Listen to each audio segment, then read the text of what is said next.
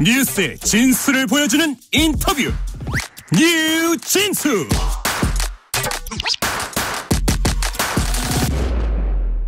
뉴스의 진수를 보여주는 인터뷰 뉴진수. 한동훈 비대위원장이 네 번째 정치개혁안을 발표했고 공관위원회는 경선 규칙을 발표하는 등 여당의 총선 준비가 본격화하고 있습니다. 홍석준 국민의힘 의원 모시고 보다 자세한 이야기 나눠보겠습니다. 안녕하십니까? 예, 안녕하십니까. 반갑습니다. 예, 한동훈 비상대책위원장께서요 어제 국회의원 정수 축소를 제시를 하셨는데 총선에 승리하고 나서 국회의원 수를 300에서 250명으로 줄이는 법 개정을 제일 먼저 발의하고 통과시키겠다고 하셨습니다. 지금 보니까요, 홍 의원님, 의원 정수를 50명 정도 줄이자고 하다 보니까 이게 어떻게 보면은 뭐 의원도 직업이시지만 가장 민감해할 만한 부분 아닌가 좀 평가를 하신다면요? 네, 그렇습니다. 그 국회의원 수를 줄이는 것이 국회의원으로서는 당연히 가장 그 민감한 부분일 수가 있는데 네. 사실 여기에 대해서 야당이라든지 일부에서 비판하는 것도 있습니다만 그러나 저는 국민 대다수는 좀 찬성할 거라고 봅니다. 왜냐하면 일단 지금 한동훈 비대위원장이 시리즈로 지금 정치개혁 혁신을 지금 제안하고 있지 않습니까? 예. 불체포특권 포기부터 해서 금고 이상의 최저임금 발령 세비 반납, 예. 그다음에 이제 귀책 사유 시에 보궐선거 후보자 안 낸다는 네. 그다음에 이제 사탄인데 사실 이제 국회의원 정수 관련해서는 좀 설랑설레가 있을 수는 있습니다만은 일단 지금 우리나라 총 인구가 지금 2020년부터 좀 줄어들고 있습니다. 굉장히 저출생으로 인한 국가적 위기인데 그런 면에서 좀 우리가 전 분야에 걸쳐서 좀 재정이라든지 이런 부분에 대해서 좀 모범을 보여야 되는 국회가 좀 의원 정수를 좀 줄이자 이런 것은 제가 볼 때는 상당히 좀 국민들로부터 예. 신뢰 회복을 통한 어떤 정치적 불신을 걷어낼 수 있는 예. 아주 획기적인 정치 개혁안이라고 생각을 합니다. 근데 또 야권에서는 그럽니다. 이게 나쁜 포퓰리즘의 정수다. 또 정치 혐오를 부추긴다. 비판도 하던데 반박을 하신다면요? 나쁜 포퓰리즘이 아니라 좋은 포퓰리즘이죠. 네네. 예. 제가 좀 전에 말씀드린 것처럼 왜 이런 배경이 나왔냐면 사실은 저도 25년 동안 공직 생활을 하다가 지금 국회에서 활동을 하고 있습니다만은 생각보다 제가 처음에 생각했던 것보다 국민들이 정치에 대한 불신이 사실 너무 깊어요. 예. 그래서 이 부분에 대해서는 여야를 떠나서 정치의 어떤 불신을 걷어내고 국민의 신뢰를 회복하기 위한 여러 가지 좀 조치가 필요한데 그런 어떤 조치들을 지금 한동훈 비대위원장이 정치혁신, 정치개혁의 일환으로 하고 있고 이 지금 국회의원 정수도 그런 어떤 시각 연장선상에서 지금 언급을 하고 있다. 그래서 좋은 포퓰리즘이고 정치 어떤 불신을 걷어내기 위한 저는 조치다 이렇게 생각합니다. 그 의원 정수는 향후에 그 50명을 어떤 식으로 줄일지 이런 것들은 좀 논의가 좀 더 필요하겠지만 그렇습니다. 네. 지금 이런 얘기도 나옵니다. 이게 지금 선거제도가 어떻게 개편되느냐에 따라서 좀 달라질 수 있다. 그러다 보니까 윤재욱 원내대표는 민주당을 향해서 병립형 비례대표제 회계를 좀 요구하고 있는데 의원님도 이 부분에서는 어떤 의견이신지요? 예. 일단 선거제가 사실은 100% 만족스러운 선거제는 없습니다. 그리고 100% 유리한 선거제도 없겠죠. 그렇습니다. 예. 그래서 예를 들면 연동형이냐 준연동형이냐 아니면 또 병립형이냐 이런 것은 이제 주어진 선거구 내에 이제 비례 대표를 어떻게 배분하느냐의 방식인데 네.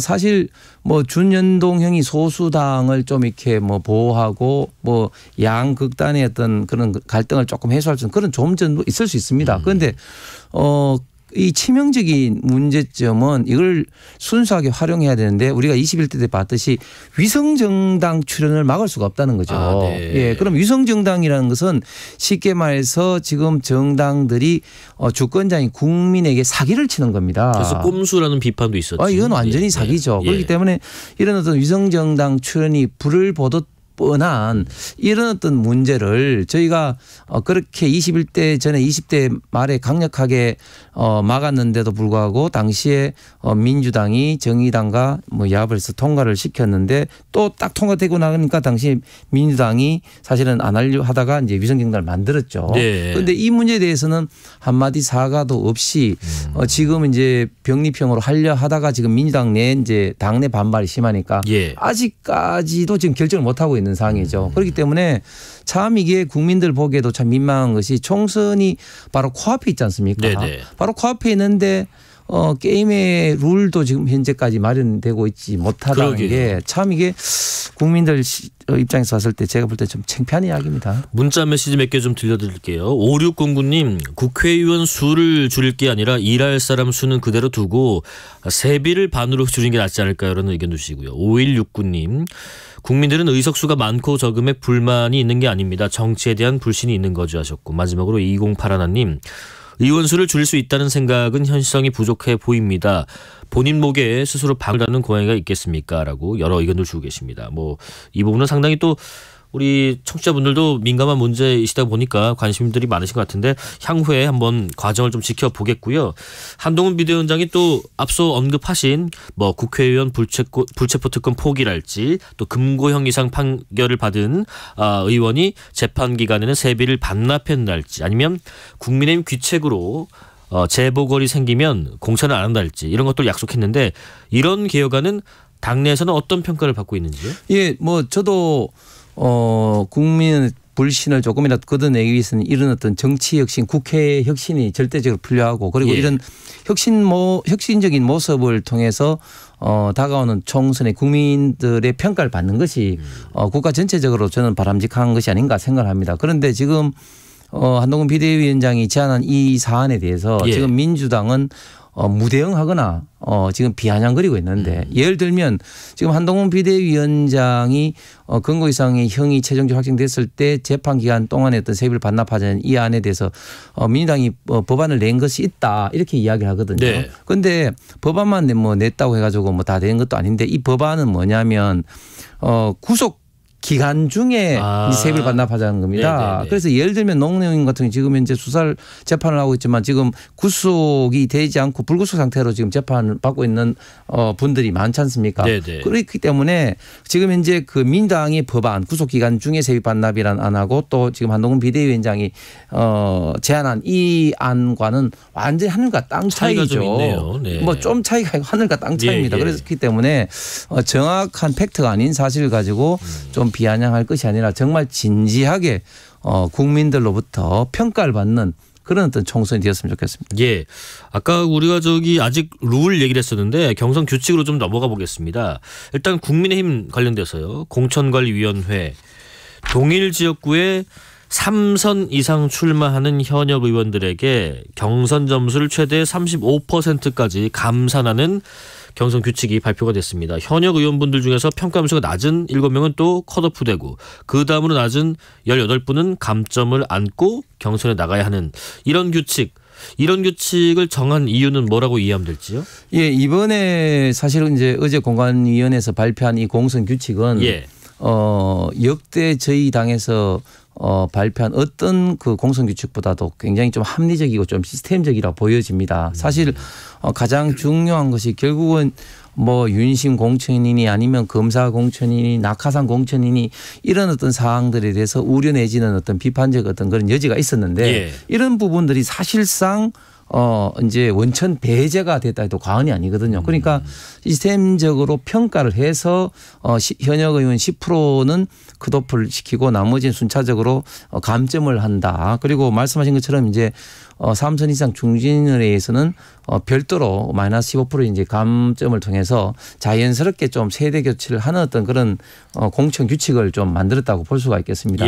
물론 뭐 여기에 대해서 중진 의원들 중에서는 좀 불만이 있을 수는 있겠지만 그러나 또 3선 이상 하셨기 때문에 충분히 지역 관리가 됐다면 도전자들의 어떤 그런 경선에서 경쟁에서 저는 이길 수 있다 보기 때문에 좀 그 신인에게 우대하지만 그러나 일방적인 어떤 물갈이 어떤 뭐 중진들의 물갈이 이런 거를 이제 원천적으로 하지 않겠다는 선언 아니겠습니까? 그렇기 때문에 저는 굉장히 좀 합리적인 시스템이 마련됐다고 봅니다.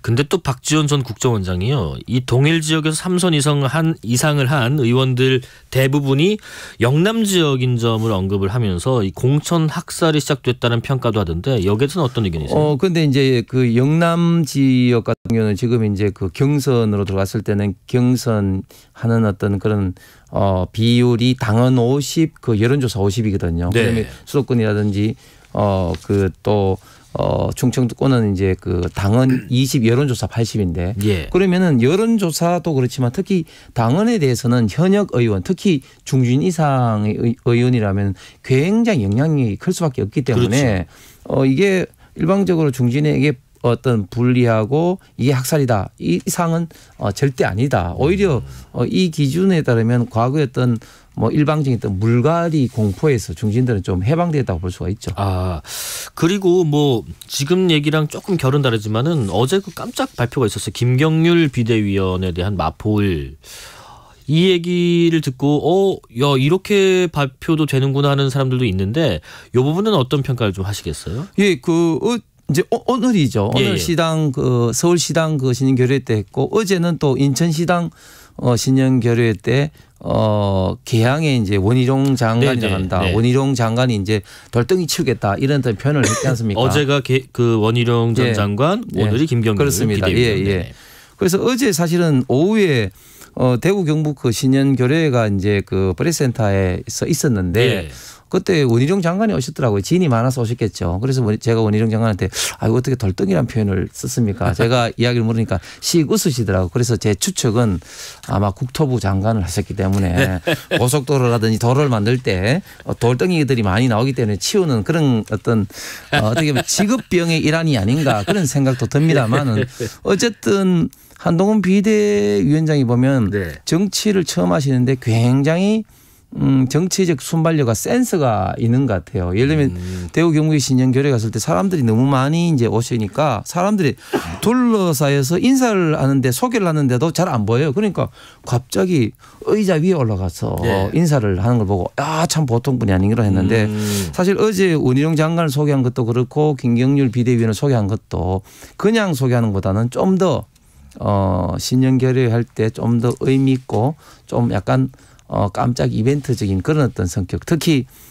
개항은 이재명 대표 또 마포는 또 정청래 의원이라는 상징적인 존재가 있기 때문에 그렇게 김경률 비대위원을 그런 자리에서 소개하지 않았나 생각이 듭니다. 가장 극대화된 뭐 발표를 좀 해낸 것으로 평가하신 것 같고요. 공관위원 출마 여부도 좀 관심을 모았는데 공관위원 분 중에서 현역 의원이신 장동혁 사무총장 그리고 이철규 의원 경우에 교체 지수나 심사평가 결과 관계없이 무조건 경선을 시행하기로 한 건 잘했다 보시는지요? 예. 사실 이제 현역 의원이 공관위원으로 들어가는 것이 사실은 당연직으로 이제 사무총장 또 이제 영입 위원장의 이제 자격으로 이제 들어가신 두 분인데 사실 두 분도 사실 좀 곤혹스러울 겁니다. 그럼에도 불구하고 본인들은 이제 그런 어떤 평가 교체 지수 여부 없이 관계없이 이제 반드시 경선하겠다. 뭐 이런 어떤 모습을 보이는 건 먼저 좀 솔선수범의 자세를 좀 보이는 것이 아닌가 생각됩니다. 예.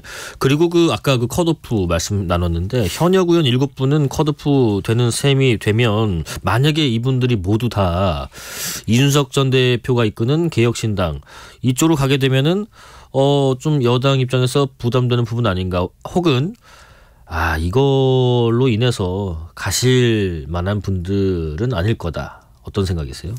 뭐 정치는 뭐 내일을 알 수 없기 때문에 뭐 제가 뭐 장담할 수는 없습니다만은 사실 이제 뭐 본인들은 좀 억울한 생각이 있으면 혹시 또 그를 또 뭐 생각을 가지신 분도 아마 있을 겁니다. 그렇기 때문에 아마 이제 공관위에서 순차적으로 하면서 이제 대구 경북이라든지 당세가 강한 지역은 마지막에 이렇게 이제 할 것인데 사실은 저는 지금은 설사 컷오프 된다 하더라도 조금 섭섭하시겠지만 이준석 신당으로 갈 가능성은 없다 봅니다. 그 이유는 첫 번째로 사실은 명분이 사실은 없죠. 왜냐하면 지금 민주당에서 탈당을 하는 원칙과 상식이라든지 이낙연 대표 이런 분들 같은 경우는 지금 민주당이 이재명 대표 이런 방탕정당 또는 개딸 전체주의에 의해서 지금 당내 다양한 어떤 목소리가 상실된 이런 어떤 명분을 가지고 이야기하는데 이런 어떤 평가에 의한 어떤 컷오프가 된 어떤 분들이 이준석 신당으로 간다. 일단 첫 번째 명분이 없고요. 두 번째는 과연 이준석 신당에 가는 것이 본인의 어떤 앞으로 있던 정치적인 어떤 역정 그리고 지금 현재 어떤 그 만약에 무소속하고 비교했을 때 어떤 점이 유리하느냐 본인의 있던 그런 입장에서 판단할 텐데 현재 시점 즉 무소속으로 나가는 거하고 이준석 신당 두 개 선택을 만약에 대구 경북에서 한다면 이준석 신당이 별로 유리할 게 없어 보입니다. 그리고 또 향후 본인의 진로에 있어서도